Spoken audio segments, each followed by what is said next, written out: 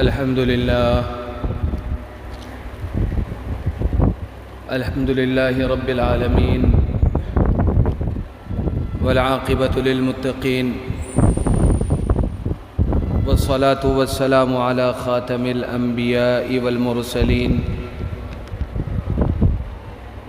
وعلى آله وأصحابه أجمعين. أما بعد،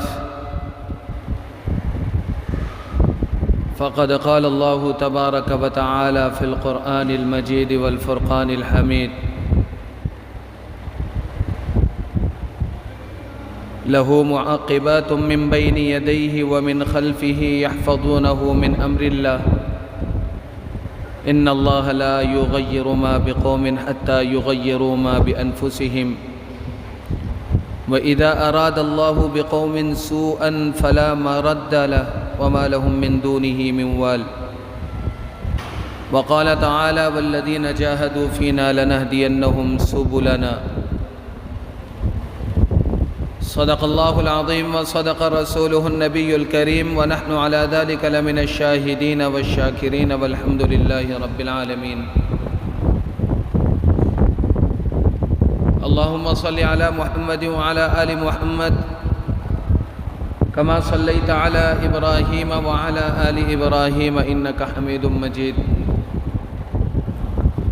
اللهم بارك على محمد وعلى آل محمد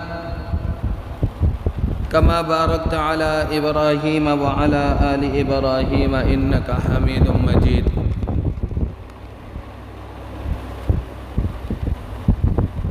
میرے انتہائی واجب الاحترام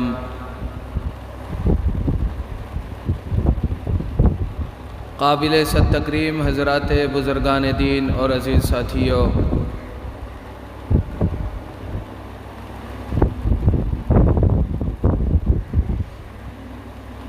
میں نے آپ کے سامنے سورہ رعد کی ایک مختصر سی آیت اور اسی طرح سورہ عنکبوت کی ایک دوسری آیت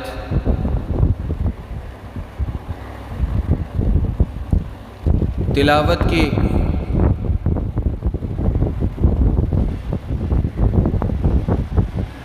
اور آج کی اس بابرکت نشست میں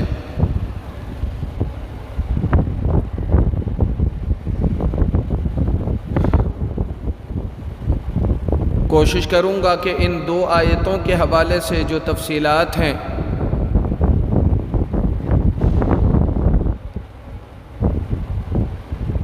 احادیث مبارکہ کی روشنی میں جو تفصیلات ہیں وہ تمام تر تفصیلات آپ حضرات کے گوش گزار کروں.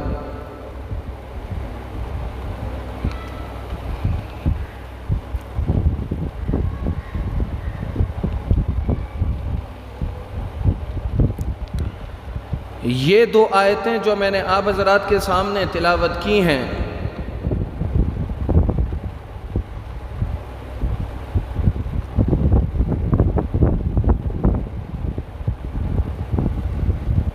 ان دو آیتوں میں اللہ رب العزت اس امر کو، اس معاملے کو، اس بات کو واضح فرما رہے ہیں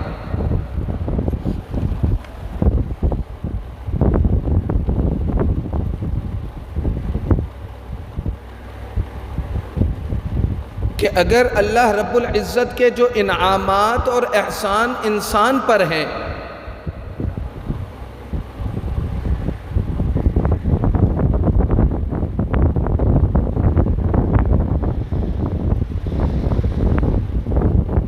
اگر انسان خود اپنی کرتوت یعنی اپنی حرکتوں کے ذریعے سے، بداعمالی کے ذریعے سے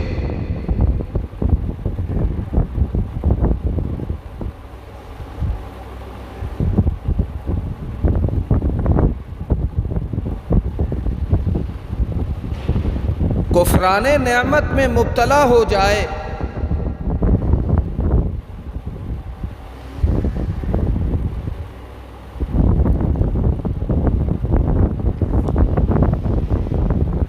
تو ایسی صورت میں وہ انسان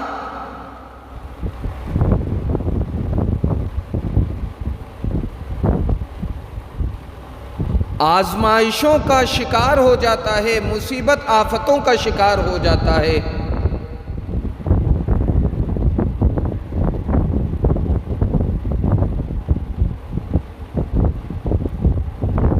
اللہ رب العزت نے اپنے بندوں کی حفاظت کے لیے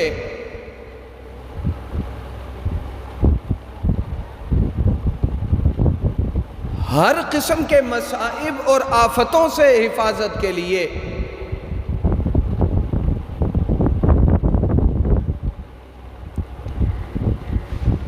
ایک بہترین منظم نظام رکھا ہے۔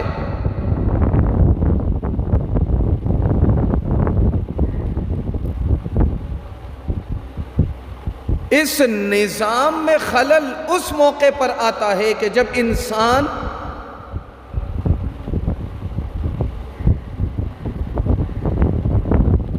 خود اپنے اختیار سے اپنی چاہتوں کے ساتھ یا اپنے چاہتوں کے ذریعے سے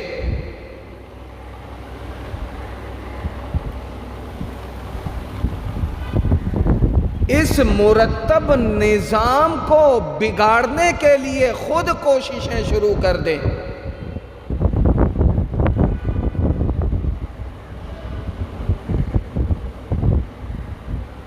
اب اگر کوئی شخص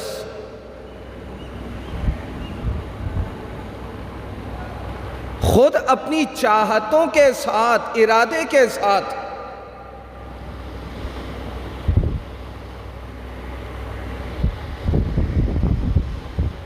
اپنے نظام کو بگاڑ دے تو پھر اللہ رب العزت کی ذات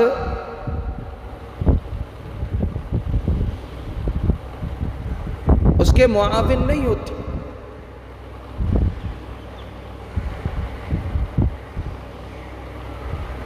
اب قرآن مجید کی اس آیت میں سورہ رعد کی جو آیت نمبر 11 ہے، اس میں اللہ رب العزت واضح طور پر فرماتے ہیں کہ لَهُ مُعَقِّبَاتٌ مِّن بَيْنِ يَدَيْهِ وَمِن خَلْفِهِ يَحْفَظُونَهُ مِنْ أَمْرِ اللَّهِ،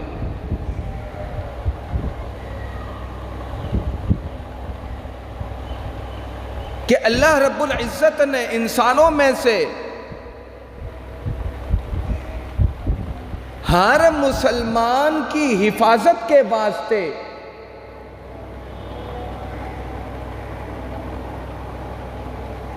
غیبی افواج جو فرشتوں کی صورت پہ ہے مأمور کیا ہوا ہے۔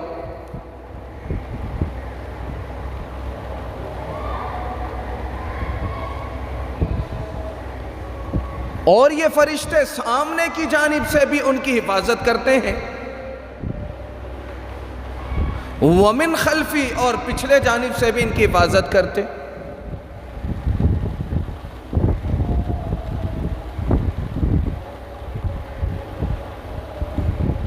اب قرآن مجید کی اس آیت کی تفصیل اگر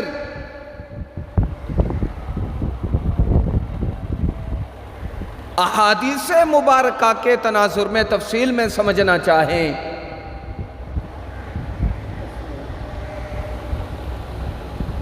تو صحیح بخاری شریف کی روایت ہے، اس کا مفہوم ہے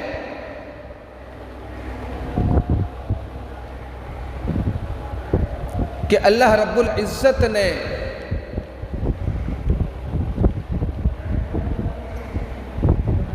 انسان یا پھر مسلمانوں کی حفاظت کے لیے فرشتوں کی 2 جماعتیں مأمور کر رکھی ہیں۔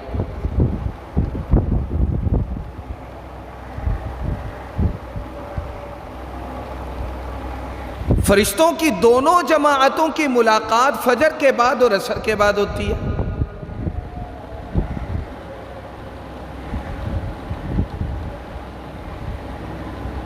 رات بھر حفاظت پر مامور جو فرشتے ہیں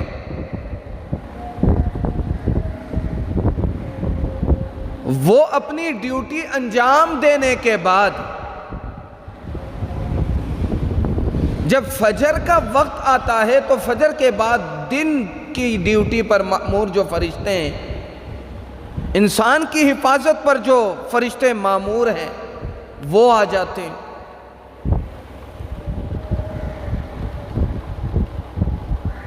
اور دن بھر ہر قسم کی مصیبتوں سے، ہر قسم کی آفتوں سے اس انسان کی وہ فرشتے حفاظت کرتے۔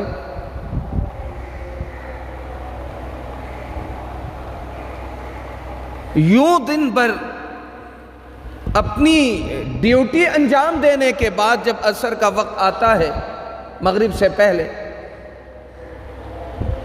تو رات کے فرشتے آ جاتے ہیں، یوں عصر کے فرشتے اپنی ڈیوٹی پوری کر کے رات کا وقت حوالے کر کے رات کے فرشتوں کو وہ چلے جاتے۔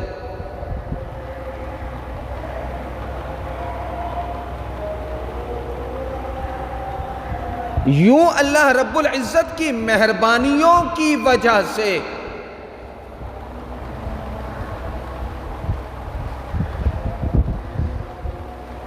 ہمارا دن اور رات محفوظ رہتا ہے۔ اللہ تعالیٰ کے جو غیبی افواج ہیں یعنی فرشتے ہیں، ان کی حفاظت میں رہتے ہیں۔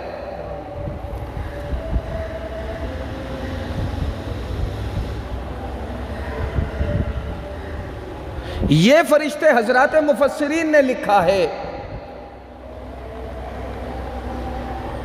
اور حضرت علی کرم اللہ وجہہ کی روایت ہے ابو داؤد شریف میں،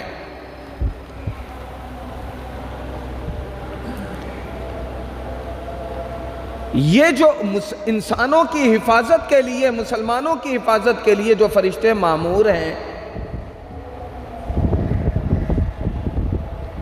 یہ فرشتے انسانوں کی ہر قسم کی آفتوں سے حفاظت کرتے ہیں۔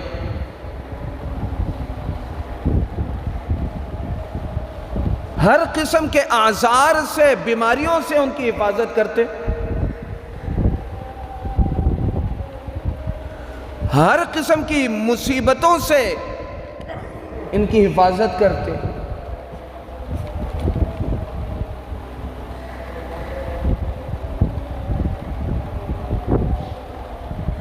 یہاں تک کہ حضرت علی کرم اللہ وجہہ کی جو روایت ابو داؤد شریف میں موجود ہے،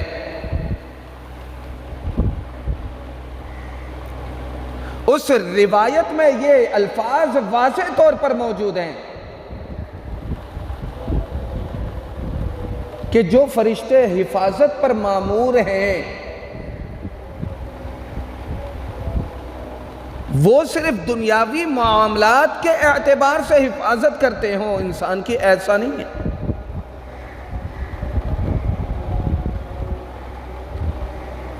بلکہ یہ فرشتے، فرشتوں کی یہ جماعت انسان کی حفاظت کرتے ہیں اخروی اعتبار سے بھی، اخروی اعمال کے اعتبار سے بھی۔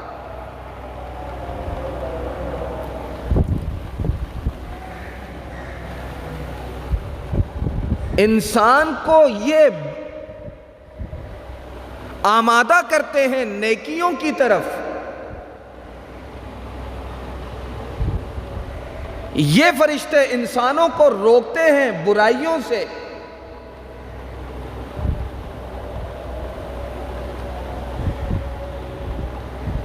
نماز کی تلقین ہے، خیر کے کام کی تلقین ہے، روزوں کی تلقین ہے، یہ آپ کے فطرت سلیمہ میں، طبیعت سلیمہ میں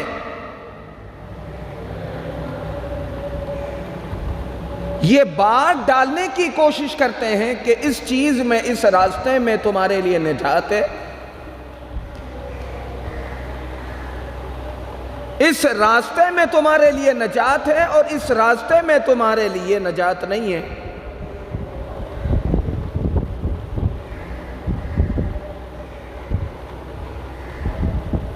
نمازوں کی طرف راغب ہو گئے تو تمہارے لیے نجات ہے،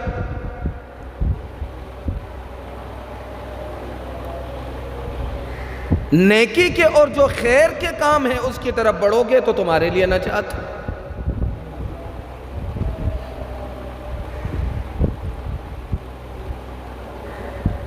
کسی بھی قسم کے جھوٹ سے بچو گے اس میں تمہارے لیے نجات ہے۔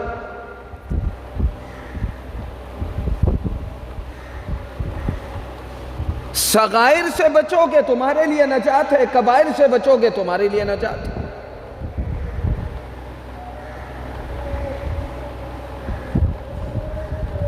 اب یہ فرشتے صرف اور صرف ہم اعمال کے مکلف کیے گئے ہیں، اور ہمیں اللہ رب العزت نے نیکیوں کے اعمال کا مکلف بنا کر چھوڑ دیا ہو، ایسا نہیں ہے۔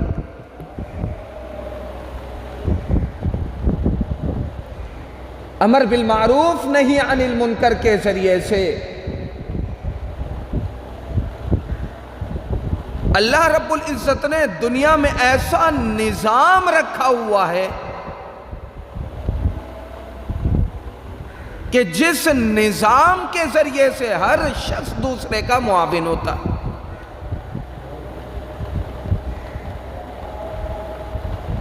ہر شخص دوسرے کا مددگار ہوتا ہے،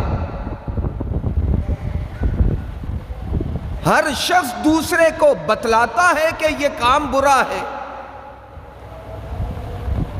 یہ کام اچھا ہے۔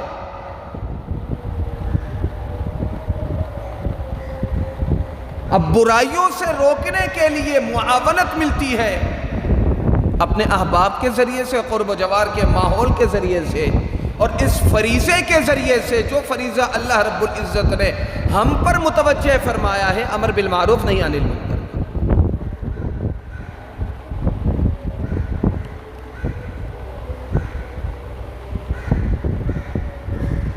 اب حضرت انسان یعنی میں نے اور آپ نے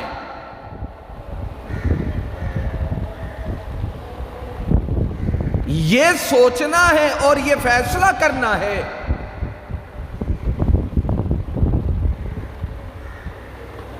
کہ اللہ رب العزت نے ہمیں جن چیزوں کا حکم دیا ہے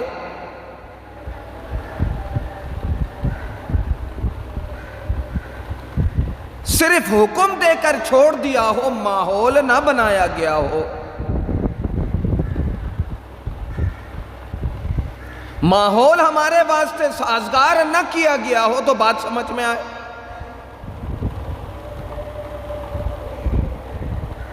ایسی جیسے کہ کسی اناڑی کو پکڑ کے گاڑی میں بٹھا دیں اور اسٹیئرنگ اسے پکڑا کے کہہ دیں کہ گاڑی چلاؤ۔ اب اناڑی آدمی جسے گاڑی چلانے کا تجربہ نہیں، وہ گاڑی کیسے چلائے؟ جسے موٹر سائیکل چلانے کا تجربہ نہیں، اسے موٹر سائیکل میں بٹھا دیا جائے اور کہہ دیا جائے ڈرائیو کرو، وہ کیسے کرے گا؟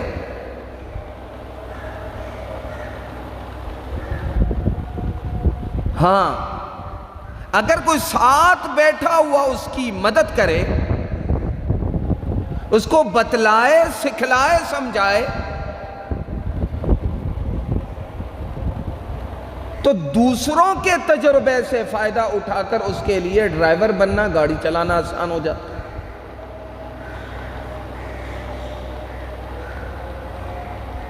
تو اللہ رب العزت نے دنیا کے نظام میں امر بالمعروف نہی عن المنکر کا ایک ایسا بہترین رہنما اصول معاشرت کے واسطے رکھا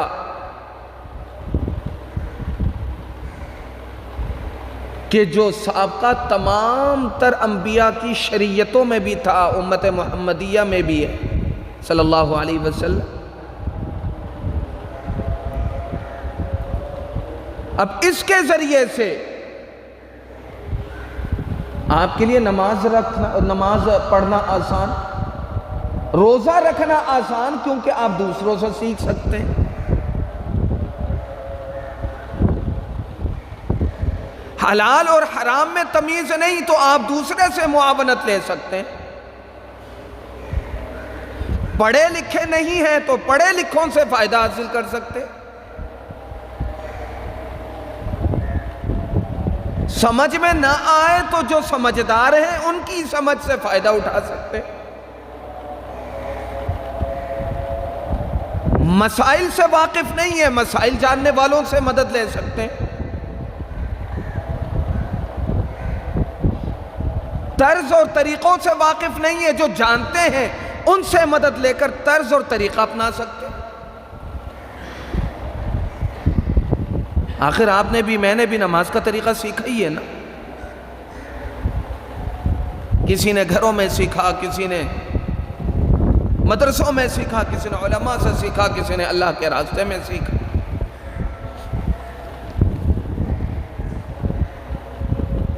وضو کا طریقہ بھی سیکھا ہے، پڑھا ہے، سنا ہے، یاد کیا ہے۔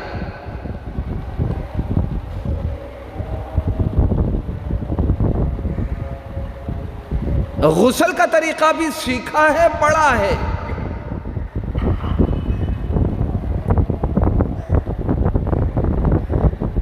اگر غسل کا طریقہ نہ سیکھا ہوتا، وضو کا طریقہ نہ سیکھا ہوتا، کوئی ہمارا مددگار نہ ہوتا، تو پھر ہمارا یہ شکوہ بجا ہوتا کہ ہم وضو کیسے کریں، کوئی سکھانے والا نہیں، غسل کیسے کریں، کوئی سکھانے والا نہیں، نماز کیسے پڑھیں، کوئی بتلانے والا نہیں، کوئی دکھانے والا نہیں، صدقہ خیرات کیسے ادا کریں، کوئی بتلانے والا نہیں، مسائل سکھانے والا نہیں۔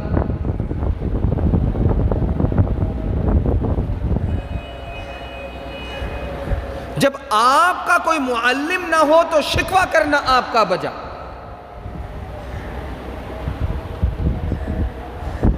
لیکن اللہ رب العزت نے دستور العمل کے واسطے، نظام کے واسطے کتابیں کتنی بھیجی؟ 4۔ اور ان 4 کتابوں کے لیے معلمین کتنے بھیجے؟ 1,24,000 کم و بیش۔ تو اس کا مطلب یہ ہو گیا کہ ان 4 کتابوں کے لیے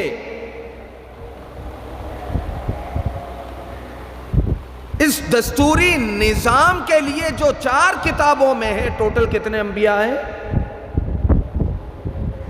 1,24,000۔ اور پھر جناب نبی کریم صلی اللہ علیہ وسلم پر آخری کتاب جو قرآن مجید ہے وہ نازل ہوئی، اور پھر آپ کو معلم بنا کر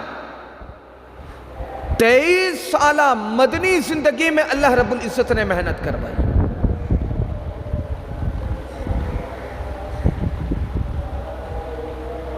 اگر آپ کا کوئی مددگار نہ ہو کسی کام کے لیے، سکھلانے کے لیے، بتلانے کے لیے، تو آپ کا شکوہ بجا ہو سکتا ہے۔ لیکن میں نے ابھی عرض کیا کتاب صرف 4 ہیں، انبیاء 1,24,000 ہیں۔ تو اس کا مطلب یہ ہے کہ سکھانے والے معاون زیادہ ہیں،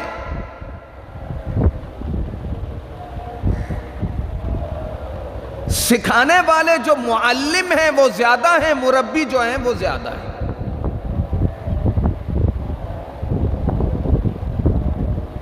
اسی طرح اللہ رب العزت نے شریعت محمدیہ کا مجھے اور آپ کو مکلف بنا کر چھوڑ دیا ہو، ایسا نہیں۔ حدیث شریف میں آتا ہے کہ جب انسان پیدا کیا جاتا ہے اس کے ساتھ ایک فرشتہ، اس کی معاونت کے واسطے ملہم نام کا فرشتہ مامور کر دیا جاتا ہے جو اس کی مدد کرتا ہے، اور ایک شیطان اس کے ساتھ مامور کر دیا جاتا ہے جو اسے برائیوں کی طرف لے کر جاتا ہے، جس کا نام ارحمن ہے۔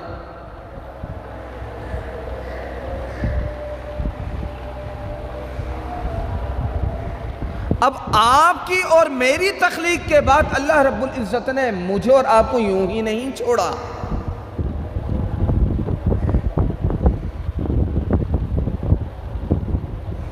اپنی چاہتوں کو زیر کرنے کے لیے یا اپنی چاہتوں کے ہاتھوں زیر ہونے کے لیے اللہ رب العزت نے دونوں راستے رکھے۔ آپ کو پیدا کر دیا، آپ دنیا میں تشریف لے آئے، اسباب ذرائع آپ کو دے دیے گئے، چاہت خواہشیں آپ کے ساتھ لگا دی گئی، اور پھر ان تمام تر اسباب کو آپ کے ساتھ جوڑنے کے بعد اگر آپ کی مدد نہ کی گئی ہوتی، آپ کی معاونت نہ کی گئی ہوتی، تب آپ کا شکوہ کرنا بجا ہوتا۔ اور اگر آپ کی معاونت کے واسطے، مدد کے لیے، آپ کی نصرت کے لیے اللہ رب العزت نے جب نظام رکھا ہے، اللہ تعالیٰ نے اپنی آسمانی فوجوں میں سے فرشتوں کو مامور کیا، تو پھر اب شکوہ کس بات کا کریں؟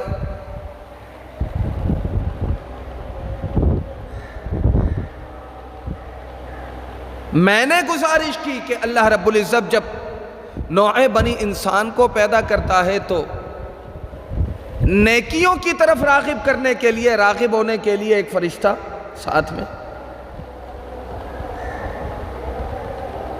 اور برائی کی طرف لے جانے کے لیے شیطان کے چیلوں میں سے، ابلیس میں سے ایک، تاکہ شیطان سے کیا ہوا وعدہ پورا ہو۔ شیطان کو جب جنت سے نکالا گیا تھا، اس نے یہی اللہ تعالیٰ سے دست بستہ جو ہے وہ درخواست کی تھی کہ یا اللہ مجھے نوع بنی انسان کو بہکانے کی طاقت دے، ان کے وجود میں مجھے دوڑنے کی طاقت دے۔ اللہ رب العزت نے یہ کہہ کر اسے اجازت دے دی، جا تجھے میں نے یہ طاقت بھی دے دی، جو میرا بندہ ہوگا وہ تیرے بہکاوے میں نہیں آئے گا، اور جو تیرا ہوگا وہ تیرے بہکاوے میں آ جائے گا۔ چل تیرے ہر انسان کے ساتھ تیرے چیلوں کو میں نے چھوڑ دیا۔ اب دیکھتے ہیں کون تیرے بہکاوے میں آتا ہے، کون میرے اشاروں پہ چلتا ہے۔ اب یہ ایک فرشتہ ہر انسان کے ساتھ مامور ہے۔ بات یہ چل رہی تھی کہ آپ کو شرعی احکام کا مکلف بنایا گیا کہ نہیں؟ آپ کو نماز کا حکم ہوا کہ نہیں؟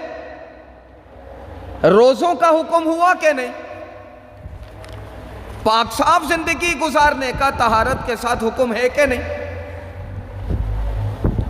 ظاہری طہارت کے بھی آپ مکلف ہیں، باطنی طہارت کے بھی آپ مکلف ہیں۔ ظاہری طور پر آپ جتنا بھی ٹیپ ٹاپ آپ کے ہوں، ظاہری طور پر آپ کا پہناوا کتنا بھی اچھا ہو، ظاہری طور پر آپ کتنے بھی خوبصورت لگتے ہوں، لیکن اگر باطن آپ کا خبث پر مبنی ہے، خبیث ہے، تو یہ بات یاد رکھیے گا کہ ظاہری آپ کی پاکی، صفائی، خوبصورتی آپ کو نجات نہیں دلا سکتی۔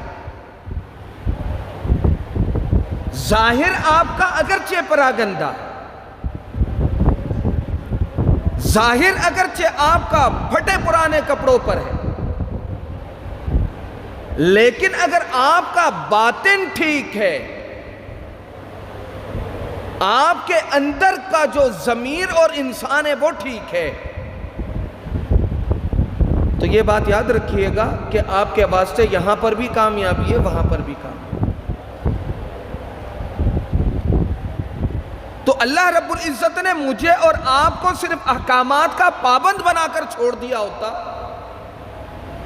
تو ہمارا شکوہ بجا ہوتا کہ اللہ کوئی پریکٹیکل نہیں، 1450 سال کے بعد نماز پڑھے تو کیسے پڑھے؟ مسجد میں آؤ، جس طرح سارے پڑھ رہے ہو اسی طرح پڑھو۔ سیکھنا ہے تو نمازیوں سے پوچھو کہ نماز میں کیا پڑھتے ہیں۔ سیکھنے کے لیے معلم چاہیے۔ جب حضرات صحابہ کرام رضوان اللہ علیہم اجمعین جناب نبی کریم صلی اللہ علیہ وسلم کے ساتھ جڑے تو صفہ کے چبوترے میں 2 زانو ہو کر سیکھا نا۔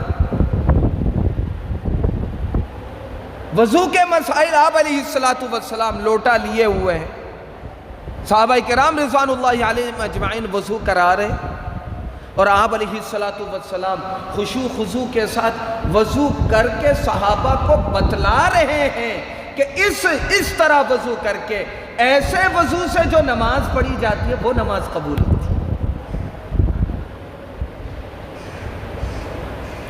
معلم ہے کہ نہیں؟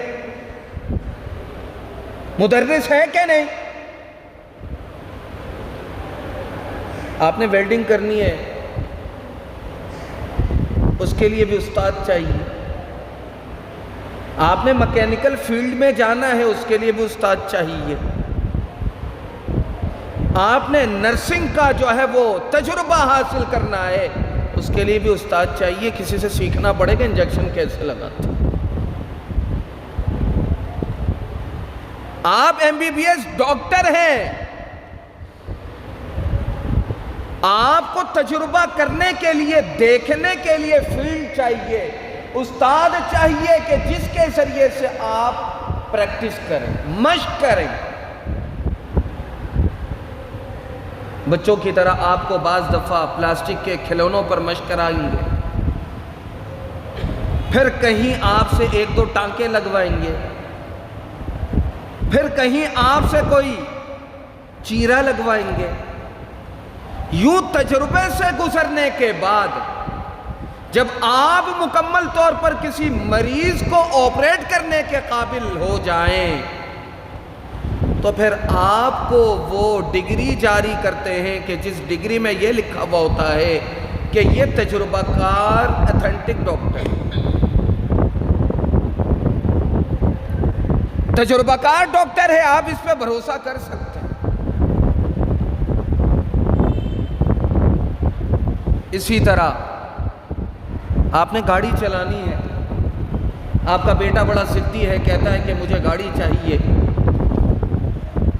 آپ ایسے تو نہیں کرتے کہ شو روم سے گاڑی لے آئے، چابی حوالے کر دی، بیٹے کو کہہ دیا ڈرائیونگ سیٹ میں بٹھا کے، بیٹا تسبیحات پڑھو اور ڈرائیونگ شروع کر دو۔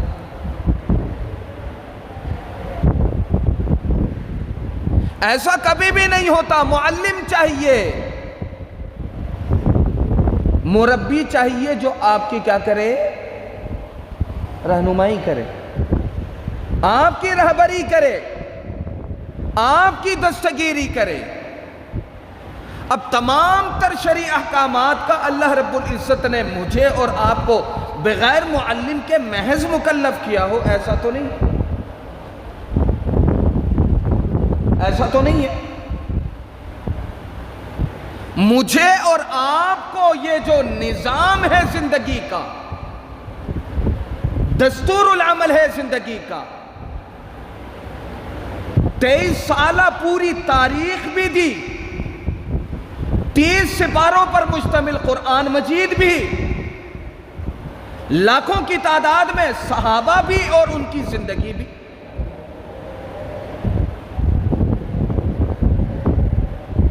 مجھے اور آپ کو اپنی دنیا بنانے کے لیے، آخرت سنوارنے کے لیے مشاہداتی زندگی گزارنے کے لیے پورا ایک دستور دیا کہ نہیں دیا؟ چلے دستور دیا، نظام دیا، کتاب دی۔ آپ کو کتاب نہیں پڑھنی آتی، بعض لوگ کہتے ہیں عربی نہیں پڑھنا جانتے، اردو بھی نہیں پڑھنی آتی، کوئی اور زبان بھی نہیں پڑھنی آتی، چلے کچھ بھی نہیں آتا، اللہ رب العزت نے آپ کے ساتھ آپ کی معاونت کے واسطے، آپ کی رہنمائی کے واسطے، آپ کی رہبری کے واسطے اور آپ کو راستے پر چلانے کے لیے کہ کہیں ایسا نہ ہو کہ آپ فٹ پاتھ پہ ڈرائیو شروع کر دیں، اللہ تعالیٰ نے آپ کے لیے فرشتے معمور کیے کہ نہیں کیے؟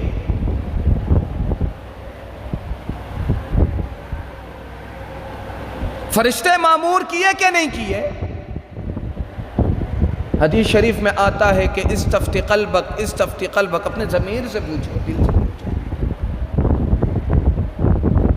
بہت سارے معاملات دنیا داری کے تجربے میں، میرا بھی تجربہ ہے، آپ بھی کر کے دیکھیے گا، اگر خلاف معاشرت، خلاف ضابطہ، خلاف قانون، خلاف شریعت اگر کوئی اقدام آپ اٹھاتے ہیں، ظاہری طور پر تو آپ اس طرف راغب ہوں گے، لیکن دل اندر سے آپ کو کوس رہا ہوگا کہ جو اقدام آپ کرنے جا رہے ہیں یہ جائز نہیں ہے، جو کام آپ کرنے لگے ہیں یہ ناجائز ہے، جو قدم آپ اٹھا رہے ہیں اس میں یتیموں کے ساتھ زیادتی ہے، کسی بیوہ کے ساتھ زیادتی ہے، کسی غریب کے ساتھ زیادتی ہے، یہ آپ کا ضمیر آپ کو کہتا ہے، اور آپ کو اپنے ضمیر کے سامنے پیش کرے تو دل کے اندر سے ایک آواز آتی ہے، نہیں یہ غلط ہے، یہ غلط ہے۔ چوریاں چکاریاں کرنے والے جو لوگ ہوتے ہیں، بے رحمی میں مبتلا، اگر انہیں فرصت سے بٹھا کر سمجھایا جائے تو اشکبار ہو جاتے ہیں اور کہتے ہیں کہ ہاں لوٹ گھسوٹ یہ بہت بری بات ہے، اور ڈاکہ ڈالنا بہت بری بات ہے، رہزنی کرنا بہت بری بات ہے۔ کیوں؟ اس وجہ سے کہ اندر سے جو آواز آ رہی ہوتی ہے وہ آواز فیصلہ پر مجبور کرتی ہے کہ تیرا یہ عمل ٹھیک نہیں ہے، تمہارا یہ عمل ٹھیک نہیں ہے۔ یہی وہ خدائی معاون ہے، یہی وہ خدائی مددگار ہیں جو آپ کی معاونت پر مامور ہیں اور میری معاونت پر مامور ہیں۔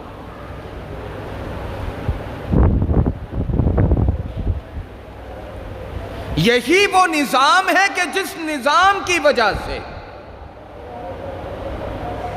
اللہ تعالیٰ آپ کی بھی معاونت کرتا ہے اور میری بھی معاونت کرتا ہے۔ ابو داؤد شریف کی روایت ہے، حضرت علی کرم اللہ وجہہ راوی ہیں، حدیث کا مفہوم ہے کہ اللہ رب العزت انسانوں کے جملہ معاملات کی حفاظت اور نگہداشت کے لیے فرشتوں کو مامور کر دیتا ہے۔ آفتوں سے اس کی حفاظت ہوتی ہے، مصائب سے اس کی حفاظت ہوتی ہے، آزمائشوں سے اس کی حفاظت ہوتی ہے، بیماریوں سے اس کی حفاظت ہوتی ہے، حادثات سے اس کی حفاظت ہوتی ہے۔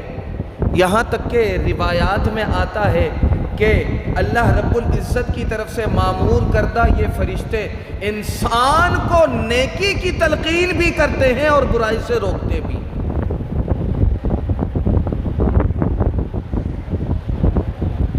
فرق صرف اتنا ہے کہ جب ہر کس و ناکس کو، خاص طور پر مسلمانوں کو، اللہ رب العزت برائی سے روکنے کے لیے فرشتوں کو مامور کر رہے ہیں تو اس کے باوجود معاشرے میں درجنوں ہزاروں لوگ برائی میں مبتلا کیوں پائے جاتے ہیں؟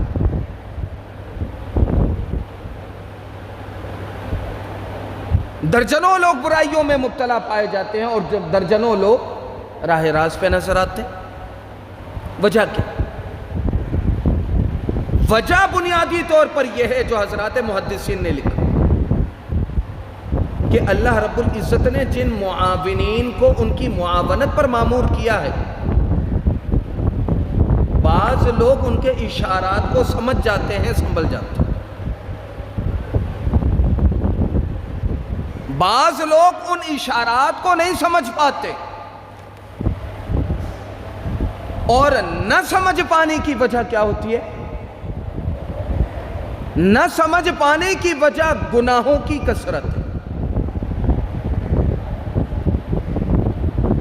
جب گناہ کثرت کے ساتھ ہونے لگے، جب کثرت کے ساتھ گناہوں کا ارتکاب ہونے لگے تو پھر وہ اشارات محسوس نہیں ہوتے۔ آپ نے دیکھا ہوگا کہ لائٹ آپ لگاتے ہیں، گاڑی میں لگائیں، گھروں میں لگائیں، اگر آپ اس کی جو ہے وہ ڈسٹنگ نہ کریں، صفائی ستھرائی نہ کریں، اس کے گلاس کے اوپر مٹی پڑ جاتی ہے، اس کی روشنی مدھم پڑ جاتی ہے، اور اگر وقتاً فوقتاً آپ اس کی صفائی ستھرائی رکھیں تو اس کی روشنی بحال رہتی ہے۔ تو انسان کا بھی حال یہی ہے، انسان کے قلوب کا حال بھی یہی ہے کہ وہ غیبی اشارات جو اللہ رب العزت فرشتوں کے ذریعے سے اسے دے رہا ہوتا ہے، ان اشارات کو سمجھنے کی صلاحیت اس شخص کے اندر ہوتی ہے کہ جس نے ان اشاروں کو سمجھنے کے اپنے آپ کو قابل بھی بنایا، اور جس شخص نے اپنے اندر وہ اہلیت نہیں رکھی کہ وہ اشارات سمجھ سکے،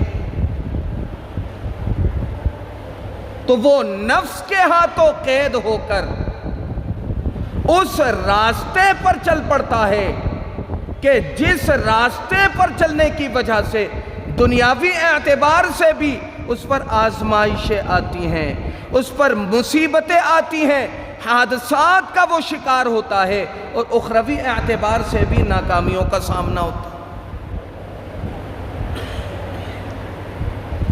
اسی طرح حضرت ابن عباس رضی اللہ تعالی عنہ کی روایت ہے، آپ فرماتے ہیں کہ اللہ رب العزت نے انسانوں کی حفاظت کے لیے، دنیاوی معاملات میں حفاظت ہو یا اخروی اعتبار سے حفاظت ہو، کیونکہ اخروی اعتبار سے حفاظت تبھی ممکن ہے کہ جب ایمان کو تحفظ ملے اور عبادات کو تحفظ ملے۔ دو باتیں، ایمان کے تحفظ سے آخرت آپ کی محفوظ، عبادات کو اگر تحفظ ملے تو پھر آخرت آپ کی محفوظ، اس کے بغیر نہیں۔ اللہ تعالیٰ فرشتوں کو مامور کرتے ہیں بندوں کی حفاظت کے لیے، دنیاوی آفتوں سے بھی وہ حفاظت کرتے ہیں، اور اخروی اعتبار سے اعمال یا عقائد یا ایمانیات میں جو کمی آ سکتی ہے اس سے بھی حفاظت۔ گزشتہ ہفتوں یہ بات میں کہہ چکا، اسی تناظر میں، اسی تسلسل میں یہ نیا موضوع میں نے آپ کے سامنے رکھا کہ جو تقوی کا راستہ اختیار کرتا ہے اللہ کی معیت اس کے ساتھ ہوتی ہے۔ ان اللہ مع الذین اتقوا والذین هم محسنون، کہ جس نے تقوی کا راستہ اختیار کیا اللہ رب العزت کی نصرت اس کے ساتھ ہوتی ہے، اللہ رب العزت کی مدد اس کے ساتھ ہوتی ہے۔ اور اللہ رب العزت اس کی مدد کیسے کرتا ہے؟ ان فرشتوں کے ذریعے سے، غیبی فرشتوں کے ذریعے سے نصرت کرتا ہے کہ جو اس کو ہر قسم کی دنیاوی آزمائشوں سے، امتحان سے، مصائب سے اس کی حفاظت بھی کرتے ہیں، اور اسی طرح اس کو برائیوں سے روکتے بھی ہیں، نیکیوں کی طرف راغب بھی کرتے ہیں، اور برائیوں کی جو برائیاں ہیں یا شناعت ہیں وہ اس کے سامنے واضح کرتے ہیں، جس کی وجہ سے وہ اپنے آپ کو برے راستوں سے روک کر۔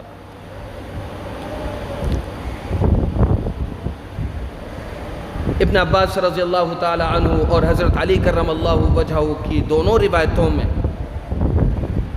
جو آخر میں ایک مشترکہ فیصلہ ہے وہ کیا ہے؟ وہ یہ ہے کہ اگر اللہ رب العزت کی طرف سے کسی بندے کے حوالے سے، کسی بندے کے بارے میں کسی آزمائش، امتحان یا بیماری میں پڑھنے کا فیصلہ ہو جائے تو پھر اللہ رب العزت ان مامور فرشتوں کو ہٹا دیتے، ان مامور فرشتوں کو ہٹا دیتے۔ ان مامور فرشتوں کو ہٹانے کے بعد پھر اذیت میں وہ شخص مبتلا کیا جاتا، کیونکہ جب تک وہاں حافظین موجود ہے، فرشتے موجود ہیں، وہاں شیاطین کی آمد و رفت مشکل ہے، شیاطین کی آمد و رفت مشکل ہے۔ تو فرشتوں کو ہٹانے کے بعد جس شخص پر آزمائشیں اتارنی ہوتی ہیں، امتحان میں مبتلا کرنا ہوتا ہے، مختلف قسم کے آزار میں اس کو مبتلا کرنا ہوتا ہے، تو پھر ان افواج کو ہٹایا جاتا ہے، فرشتوں کو، اس کے بعد اسے آزمائش میں ڈالا جاتا ہے۔ اسی طرح ایک اور روایت ہے کعب ابن احبار، ان کی ایک روایت بڑی مشہور ہے، یہ فرمایا کرتے تھے کہ اگر جناب نبی کریم صلی اللہ علیہ وسلم نے جن ادعیائے معصورہ کا ہمیں پابند بنایا، اپنی حفاظت کے واسطے جن دعاؤں کا ہمیں پابند بنایا، جن دعاؤں کے ہمیں تعلیم دی، اگر ہم ان دعاؤں کا اہتمام نہ کرتے تو یہ یہود و نصارہ عداوت اور دشمنی میں ہمیں گدھا بنا دیتے، سحر کے ذریعے سے ہمیں گدھا بنا دیتے۔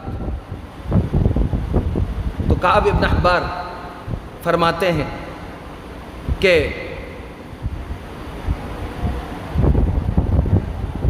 اگر اللہ رب العزت کی طرف سے جو مامور فرشتے ہیں وہ اگر انسانوں کی حفاظت نہ کریں،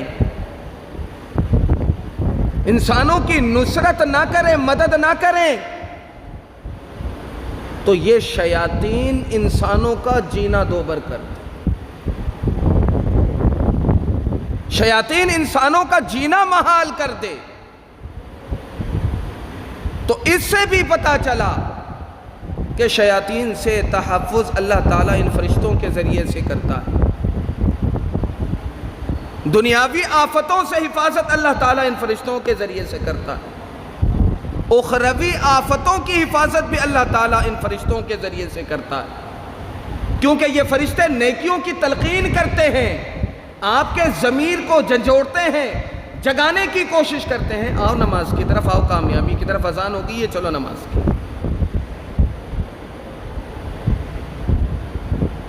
اذان کی آوازیں آ رہی ہے، نماز کے لیے چلو، رمضان کا مہینہ ہے، روزہ رکھو، سال ختم ہے، زکوٰۃ ادا کرو، صدقات ادا کرو، معاشرت کے جو حقوق ہیں اسے ادا کرو، پڑوسیوں کے حقوق ادا کرو، گھر میں جو افراد ہیں، بیوی بچوں کی صورت میں ہے، والدین کی صورت میں ہے، ہر ایک کے انفرادی جو حقوق ہیں وہ ادا کرو۔ ان تمام تر نیکیوں کی تلقین کون کر رہے ہیں؟ وہ فرشتے کر رہے ہیں کہ جو فرشتے اللہ رب العزت کی طرف سے آپ کو آپ کی نصرت اور آپ کی معاونت پر مامور ہیں۔ تو میرے عزیزو، اگر میں اور آپ خالی شرعی احکام کے مکلف بنا دیے جاتے، ہمارے پاس کوئی پریکٹیکل نہیں ہوتا، ہمارے پاس کوئی نظیر نہیں ہوتی، ہمارے پاس کوئی مثال نہ ہوتا، تو پھر ہمارا شکوہ کرنا بجا ہوتا۔ میں نے پہلے عرض کر دیا کہ مکلف ہم جو بنائے گئے ہیں وہ جناب نبی کریم صلی اللہ علیہ وسلم کی 23 سالہ جو زندگی ہے اس کے ذریعے سے بنے۔ میں اور آپ جناب نبی کریم صلی اللہ علیہ وسلم کی جو 23 سالہ زندگی ہے اس کے مطالعے کے مکلف ہیں۔ قرآن مجید کو سمجھنے کے لیے جناب نبی کریم صلی اللہ علیہ وسلم کی جو 23 سالہ محنت ہے اس کو سامنے رکھنا ضروری ہے۔ اس کو سامنے رکھ کر حضرات صحابہ کے مزاج کو سمجھنا ضروری ہے،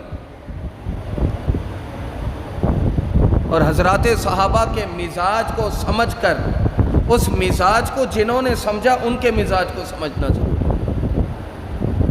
تو میرے عزیزو، میرے دوستو، میرے بزرگوں، سورہ رعد کی جو یہ آیت تھی میں نے شروع میں آپ حضرات کے سامنے تلاوت کی، اس کا پہلا حصہ تھا یہ جس کی تفصیلات میں نے آپ کے گوش گزار کی کہ لَهُ مُعَقِّبَاتٌ مِّن بَيْنِ يَدَيْهِ وَمِنْ خَلْفِهِ يَحْفَظُونَهُ مِنْ أَمْرِ اللَّهِ، کہ انسانوں کی حفاظت پر مامور اللہ تعالیٰ نے فرشتے رکھے ہوئے۔ بعض فرشتے دن میں ڈیوٹی کرتے ہیں، بعض فرشتے رات میں ڈیوٹی کرتے ہیں۔ حدیث شریف میں آتا ہے کہ دونوں کی ملاقات فجر میں اور عصر میں ہوتی ہے، کیونکہ رات بھر جنہوں نے ڈیوٹی کی ہوتی ہے دن والے فرشتوں کے ڈیوٹی حوالے کر کے وہ جاتے ہیں، اور پھر دن بھر جنہوں نے ڈیوٹی کی ہوتی ہے وہ شام کے ٹائم میں ڈیوٹی حوالے کر کے رات کے فرشتوں کے وہ چلے جاتے ہیں۔ یوں انسان کی حفاظت ہوتی ہے، آگے سے بھی حفاظت ہوتی ہے اور پیچھے سے بھی، یعنی آگے پیچھے اللہ رب العزت نے فرشتوں کے حصار میں مجھے اور آپ کو رکھا ہوا۔ یحفظونہ من امر اللہ، کہ جو حفاظت کرتے ہیں اللہ کے حکم سے۔ اس کے بعد آگے فرمایا ان اللہ لا یغیر ما بقوم حتی یغیروا ما بانفسہم۔ اس کا جو ایک عوامی ایک جو تصور ہے، تأثر ہے، وہ یہ کہ جو قومیں اپنی تقدیر نہ بدلے اس کی تقدیر اللہ بھی نہیں بدلتی۔ یہی ہے۔ حضرات مفسرین نے لکھا ہے کہ یہ عوامی مفہوم ہے، یہ کسی اعتبار سے ٹھیک تو ہے، لیکن جو اس کا اصل مفہوم ہے وہ کیا ہے کہ ان اللہ لا یغیر ما بقوم حتی یغیروا ما بانفسہم، کہ اللہ تعالیٰ نے انسان پر، نوع بنی انسان پر جو انعامات اور نوازشات کیے ہیں، اللہ تعالیٰ نے جو آپ کو راحتیں دی ہیں، جو آپ کو سکون دیا ہے، روزگار میں جو آپ کو برکتوں سے نوازا ہے، ان اللہ لا یغیر، اللہ تعالیٰ ان تمام تر راحتوں کو، سکون کو، امن کو، عافیت کو تبدیل نہیں کرتا۔ ان اللہ لا یغیر ما بقوم حتی یغیروا ما بانفسہم، یہاں تک کہ ناشکری کے ذریعے سے، نافرمانی کے ذریعے سے ان راستوں کا انتخاب کر لیا جائے کہ جن نافرمانی کے راستوں پر چلنے والے نافرمانوں سے اللہ تعالیٰ اپنی نعمتیں سلب کر لیا۔ اب اگر کوئی شخص تمام تر اللہ تعالیٰ کے احسانات کے باوجود نافرمانی، گناہوں کے راستے پر، سرعام اللہ تعالیٰ سے بغاوت کے راستے پر چل پڑے، ما یغیروا بانفسہم، جب تک آپ اپنی چاہت کے ساتھ اپنے ان تمام تر آسائشوں کو برباد نہ کر دیں، اور آسائشوں کو برباد کرنا، راحتوں کو برباد کرنا، سکون کو برباد کرنا، عافیت کو برباد کرنا، اپنائیت کو برباد کرنا، بھائی چارگی کو برباد کرنا، معیشت میں جو برکتیں ہیں اس کو ختم کرنا، اولاد کی نافرمانیوں کا سامنا کرنا، یہ کب ہوگا؟ کہ جب میں نے اور آپ نے اجتماعی ہو یا انفرادی ہو اللہ کی نافرمانی کی دعوت دی اور اس کے ساتھ بغاوت کی۔ ان اللہ لا یغیر ما بقوم، اللہ تعالیٰ تمہارے اوپر ایسی نہیں مہنگائیوں کو مسلط کرتا، اللہ تعالیٰ تمہارے اوپر ایسے ہی نہیں مہنگائیوں کو مسلط کرتا۔ مہنگائیاں ایسی تھوڑی نا مسلط ہوتی ہیں بھائی، اچھائیاں بھی تو تھیں نا، سستا زمانہ بھی تو تھا۔ آج ہم بیٹھے ہوئے نماز بھی پڑھ رہے ہیں، تہجد بھی پڑھ رہے ہیں، علماء کہا کرتے ہیں، آپ نے سنا ہوگا، فلاں کو گالی دے دی، فلاں کو گالی دے دی، فلاں کی غیبت کر دی، فلاں کی غیبت کر دی، لیکن اپنے شب و روز پر کبھی غور نہیں کرتے، کیونکہ عمالکم اعمالکم، تمہارے سروں پر جو سربراہ بٹھائے جاتے ہیں وہ تم لوگوں کے اعمال کا ملغوبہ ہوتا ہے۔ اگر ایک شخص کے وجود میں اگر اتنی ساری خلائق کے اعمال کا ملغوبہ جمع کر دیا جائے تو مجھے یہ بتائیے وہ ایک انسان کیسا عجیب و غریب قسم کا عجوبہ ہوگا۔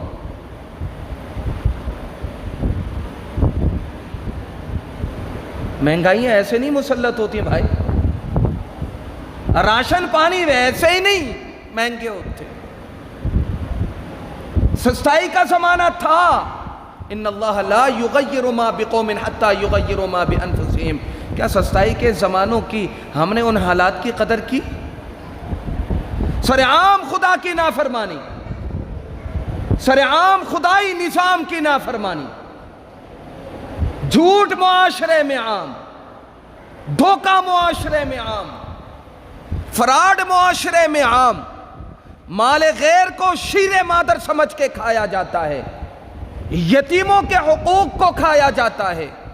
مجھے جتنے حاضرین بیٹھے ہیں ان میں سے کوئی ایک شخص ہاتھ اٹھا کر کہہ دے کہ کسی یتیم کی کفالت کی ذمہ داری اس کے ہاتھ پر آئی ہو اور اس نے ایک 4 آنے کی زیادتی کیے بغیر اس یتیم کا حق ادا کیا، کوئی ایک ہاتھ اٹھا دے۔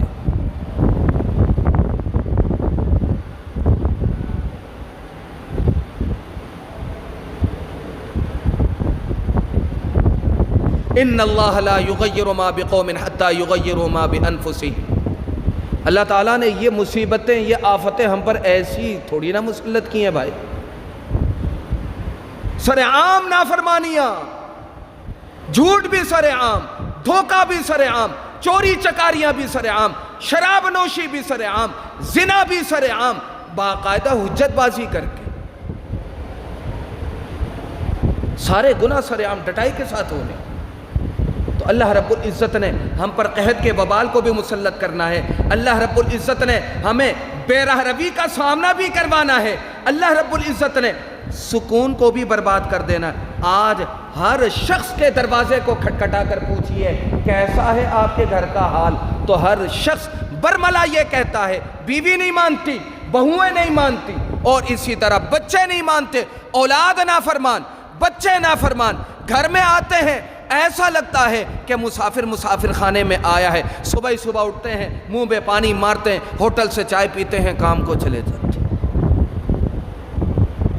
ان اللہ لا یغیر ما بقوم حتی یغیروا ما بانفسہم، اور آگے اللہ رب العزت نے فرمایا وَإِذَا أَرَادَ اللَّهُ بِقَوْمٍ سُوءًا، اگر آپ کی میری بے رحم روی کی وجہ سے اللہ رب العزت نے مجھے اور آپ کو انتقام کا نشانہ بنایا، وَإِذَا أَرَادَ اللَّهُ بِقَوْمٍ سُوءًا فَلَا مَرَدَّ لَهُ، دنیا میں کسی کے باپ میں یہ ہمت نہیں کہ آزمائش سے آپ کو مجھے نکال سکے۔ آزمائش میں مبتلا ہے کہ نہیں؟ آزمائش میں مبتلا ہے کہ نہیں؟ لاکھوں کماؤ پھر بھی پریشانی، 1000 کماؤ تو پریشانی، کمائی میں برکت نہیں، سکون نہیں، بیماریاں ہی بیماریاں ہیں۔ اللہ رب العزت جب اپنی پکڑ میں کسی کو لے کر آتا ہے تو پھر اللہ کی پکڑ سے محفوظ رکھنا یا بچانا کسی کے لیے ممکن نہیں۔ فلا مرد لہ، تو میرے عزیزو، میرے دوستو، میرے بزرگو، کسی فرد واحد کو مجرم قرار دینے کے بجائے ہم میں سے ہر کس و ناکس کو، ہر شخص کو جو اس معاشرے میں جی رہا ہے، اس روئے زمین میں سانس لے رہا ہے، اپنی زندگی پر شب و روز پر فجر سے لے کے اگلے دن فجر کرنے تک 24 گھنٹے کے مصروفیات پر توجہ نگاہ ڈالنے کی ضرورت ہے۔ میرے عزیزو، معاشرے میں سے غور سے سنیے گا، معاشرے میں سے ہر شخص اپنے آپ کو سدھار لے اور یہ کہہ دے کہ میں سدھر جاؤں، میں اللہ کی عداوت اور نافرمانی سے باز آ جاؤں، میں ان امور سے اجتناب کروں کہ جن کاموں کی وجہ سے اللہ تعالیٰ نے تو سابقہ اقوام کو برباد کر دیا ہے۔ قربان جائیے محسن انسانیت سرور کونین صلی اللہ علیہ وسلم کی ذات اقدس پر، اگر جناب نبی کریم صلی اللہ علیہ وسلم کی دعائیں اس امت کے ساتھ شامل حال نہ ہوتی تو ہمارا حال پچھلی اقوام سے زیادہ برا ہوتا۔ پچھلے اقوام میں کوئی ایک برائی تھی، ایک جگہ ناپتول کی کمی، ایک جگہ بے رحم روی، ایک جگہ اللہ تعالیٰ کے حکم کی نافرمانی، کسی ایک حکم کی نافرمانی، کسی نے کسی ایک حکم کی نافرمانی کی، لیکن ہم ایسے ملغوبے ہیں کہ ہمارے اندر تمام تر خصوصیات موجود ہیں۔ قتل و غارت گری ہم میں، جھوٹ ہم میں، رہزنی ہم میں، زنا ہمارے مسلمان معاشرے میں، شراب نوشی ہمارے معاشرے میں، کون کس کو سمجھائے؟ کون کس کو سمجھائے؟ اب سارے بیٹھے ہوئے نماز کے لیے انتہائی معذرت کے ساتھ، سارے بظاہر اللہ کے ولی ہے، نماز کے بعد بیچارے 2-3 کھڑے ہوئے ہوں گے، چپلیں ڈھونڈ رہے ہوں گے، کیا بھائی چپلیں غائب؟ نماز کے بعد کھڑے چپلیں ڈھونڈ رہے ہوں گے، ہمارا تو یہ حال ہے۔ اور اوپر سے تان و تشنیع کسی ایک فرد کو دے دے، کسی ایک فرد کو مورد الزام ٹھہرانے کے بجائے اپنی ذات کا محاسبہ کرے، احتساب کرے۔ اور معاشرے میں سے میں نے جس طرح کہہ دیا، اگر ہر شخص اپنا احتساب کر کے اپنی ذات کو سدھار لے اور یہ تہیہ کر لے کہ میں نے اپنے آپ کو سدھار لینا ہے، خدا کی قسم کھا کر کہتا ہوں پوری قوم کی تقدیر اللہ پاک بدل دے گا۔ اللہ تعالی ہم سب کو اپنے نفس کی اصلاح اور کمزوریوں کو جو ہے وہ دور کرنے کی توفیق عطا فرمائے۔ وآخر دعوانا ان الحمدللہ رب العالمین۔